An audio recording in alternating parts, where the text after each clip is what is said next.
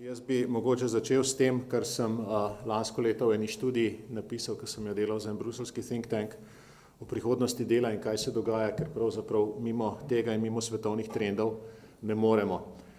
Tisto, kar je šokantno, je naslednje. Leta 1996 je IBM naredil računalnik, ki je bil sposoben premagati Garija Kasparova. Skratka, človek je izgubil šahovsko partijo. 20 let kasneje je Google naredil računalnik, ki se je sam naučil šah igrati v enem dnevu boljše od kateregakoli človeka. In v 3 dneh se je ta računalnik sam naučil igrati šah boljše od kateregakoli drugega računalnika, ki so ga učili igrati šah ljudje. To je ena stran zgodbe. Druga stran zgodbe je,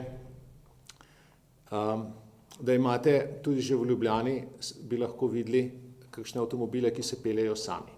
Se pravi, ne potrebuje šoferja. Skratka, na eni strani izjemno kognitivno zahtevna dela, kot je igranje šaha, popolnoma avtomatizirano boljše od ljudi, na drugi strani v bistvu preprosto delo, kot je šofiranje, prihaja v obliki avtomatizacije, prihaja v obliki samovozečih vozil. In tukaj vmes, med umsko zelo zahtevnimi zadevami in pravzaprav preprostimi manualnimi zadevami se bo spremenilo vse. Se bo spremenil trg dela zaradi avtomatizacije, zaradi umetne inteligence, zaradi robotike.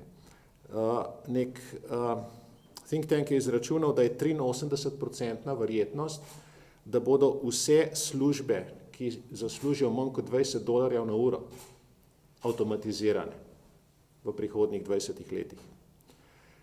Bolj optimistična napoved je, da bo vendarle mogoče samo 5% vseh del popolnoma avtomatizirati. To se pravi, da gledamo bolj scenarije, kjer bodo ljudje skupaj delali z pametnejšimi stroji. Na splošno velja, da tisto, kar je rutinsko, pa naj bo manualno ali intelektualno, bo mogoče avtomatizirati, bodo vstopali roboti, če gre za manualna dela, oziroma bo vstopala umetna inteligenca, če gre za kognitivna dela.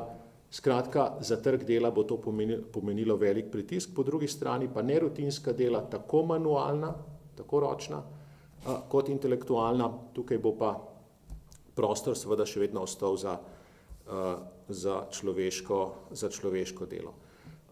Prihodnjih scenarijev je veliko, od tega, da bodo nekatera dela, nekatere službe izginile, do tega, da bo prihodnji način dela ta, da bodo se vzpostavili timi avtomatov, robotov in ljudi, oziroma človek, ki bo zmogljivejši, sposobnejši, boljši zaradi elektronskih pomočnikov.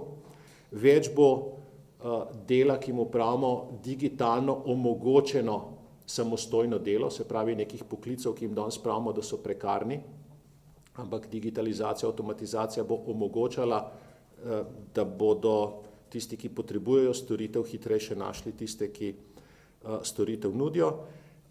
In verjetno bo več tudi nekega neplačanega dela, se pravi stvari, ki jih ljudje delajo iz veselja, jih prispevajo v skupnost in seveda veliko vprašanje je, na kakšen način se bodo gospodarstva na vse to odzvala.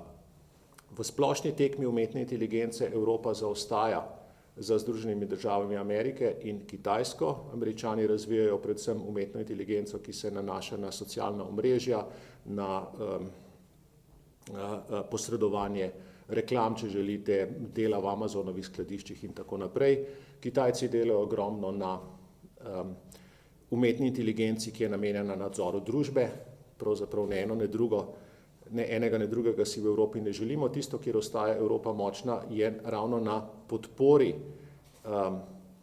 z umetno inteligenco in robotiko klasičnim industrijam, ki v Evropi še vedno obstajajo, se pravi temu, kar evropski proizvajalci še vedno izdelujejo, se pravi avtomobilska industrija, veliko strojniške industrije, elektrotehnika, industrija medicinskih pripomočkov in opreme. In tukaj inteligenten stroj v primerjavi s človekom je verjetno tista prednost, ki nam Evropejcem ostane.